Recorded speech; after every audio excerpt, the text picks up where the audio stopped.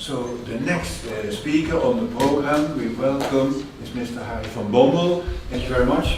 Ladies and gentlemen, today the news is dominated by yet another former colony of the Netherlands, the independent country of Suriname.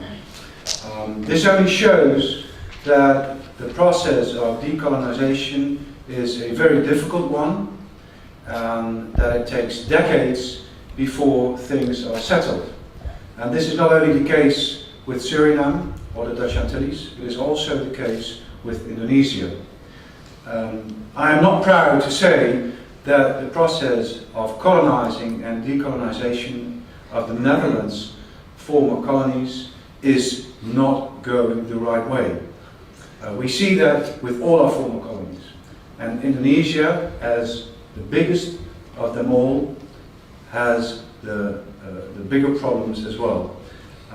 I fully agree with the former speaker that we should not let ourselves be taken hostage by the Indonesian government when it says it needs arms to protect itself to the surrounding countries. We should always look at Indonesia as a country that plays an important role in the region, but also a country that has severe internal problems. Internal problems with West Papua, internal problems with the Moluccas, internal problems in general with human rights, corruption, and other problems that may be seen as today's diseases of societies and young democracies. Indonesia is a country that has a special relation with the Netherlands through its history. This gives the opportunity and obligation for the Netherlands, for the Dutch government and for the Dutch Parliament to look at this relation with a magnifying glass. We cannot let the economic relation between our two countries prevail above human rights.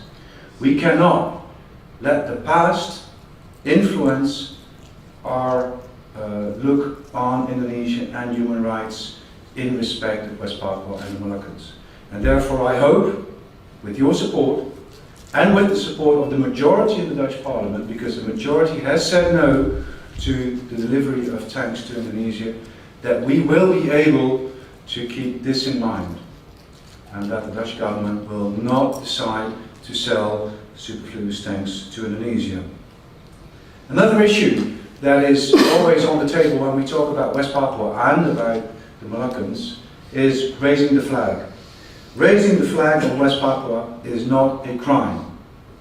Raising the flag of the Republic of the South Moluccas is not a crime, but both are punished with sentences up to 15 or more years in prison. This is, under international law standards, ridiculous. And it is good that the Dutch government protests against these sentences, but it is a shame that it is only lip service that is paid to this ridiculous sentence.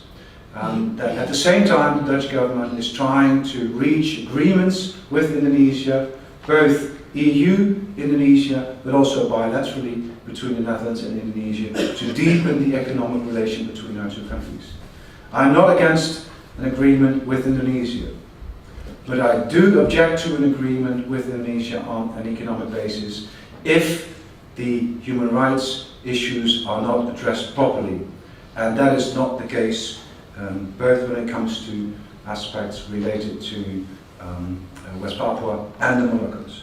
So until that is settled, you will not find my signature or my vote in favor of a bilateral or an EU-Indonesia agreement. For West Papua and the Moluccans, the right to self-determination is a fact under international law. The Netherlands should recognize this fact, and the Netherlands should live up to this fact. And we should bring up this fact when we discuss the political situation in Indonesia, in the EU-Indonesian debate, but also bilaterally. Because of our historic role in Indonesia, we should be the ones bringing this subject up. It is, of course, on the table, put forward by people in West Papua and in the Moluccas, but they are in a weak negotiation position. We have the stronger position. We have the historic responsibility to bring the subject up. And together with my colleagues in Parliament, in the Foreign Affairs Committee, we will remind our government that this is the historical background of the right to self-determination for both West Papua and the Moluccas. I mentioned the economic relation between our two countries. Unfortunately, if we look at the economic developments in Indonesia, things aren't going that bad as in some other countries in the region. But economic profit and economic stimulants are not enough to get democracy going. Therefore, it is always up to NGOs, foreign governments, parliaments, and institutions that base themselves on international right to influence the developments in the democratic and in the justice aspects of a country.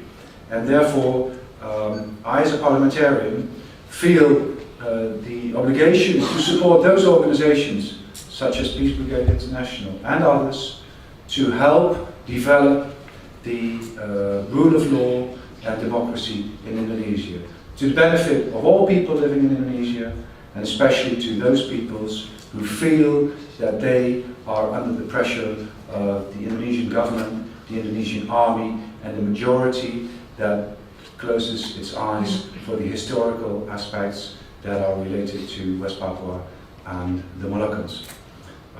I wish you luck with your conference. I hope that you are able to put these issues on, not just on the political agenda, but also on the public agenda. In the Netherlands, we tend to look at countries in the Middle East opening up for democracy, but we seem to turn a blind eye to countries that are in our historical backyard. Thank you very much.